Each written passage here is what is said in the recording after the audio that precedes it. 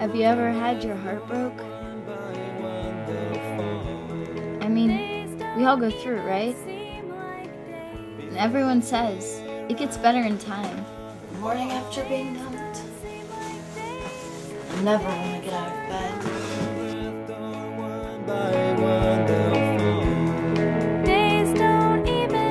To get through the day, I make lists. So remember to pay my bills and stuff. But I also like other kinds of lists. Like my top 3 talents, skateboarding, throwing pizza, and doing this funny trick with my tongue. Or top 3 words others would use to describe me.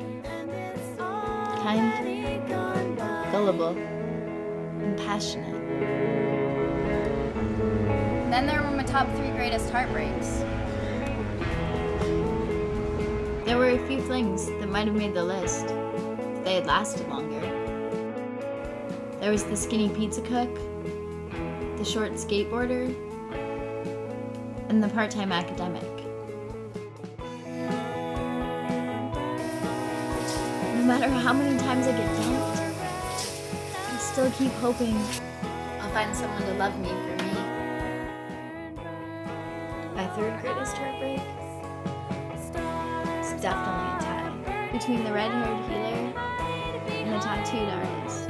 I met the artist online, and we totally hit it off, until one night I got drunk and said, "I don't love you." How stupid was that? I got dumped pretty soon after. Then one day I saw the red-haired healer across the dance floor. I really thought we had something special. I know what you're thinking. Silly romantic. And you're right. Last night I got dumped again.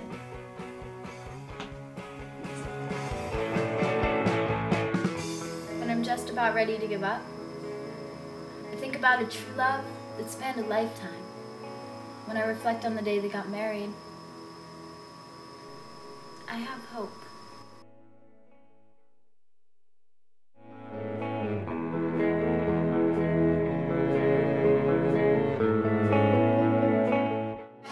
When we first got together, we weren't really thinking about getting married. About getting together. There's no greater example of commitment, constancy, of faith, of devotion to another person than is expressed in the narrative of their lives. Phyllis to Del, Del to Phyllis. And to celebrate the affirmation of a relationship that is over 55 years strong. Yeah! We are providing marriage equally and fairly to everyone, denying no one their right and their opportunity to live their lives out loud.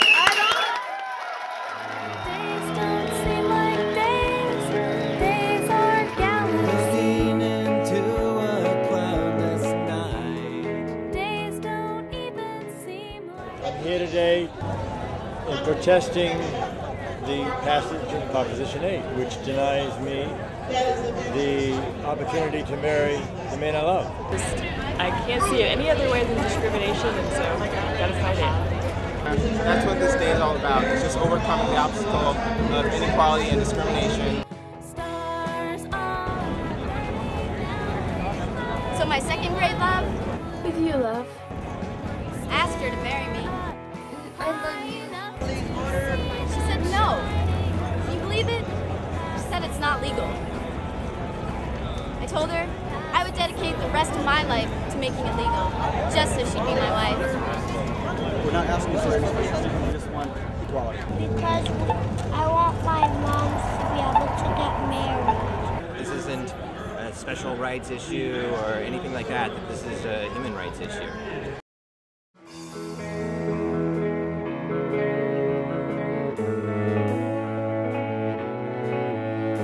Only 15 years before I was born, if you weren't white, you couldn't get married to somebody who was. I think to learn who you want to is a right that no man should have anything to do with. It's a God-given right, I think. What is fundamentally important, though, is we ask the court to decide that a state may not pass a law which proscribes marriage between 2 consenting, competent adults based on race alone. Today, the United States Supreme Court handed down a decision. The Lovings ordeal is at last over.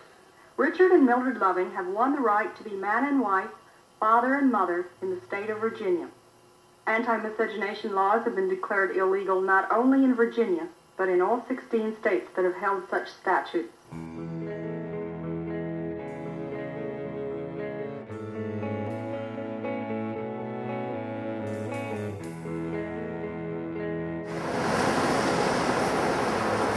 And it took a lot of strength and courage for them to do, but they did.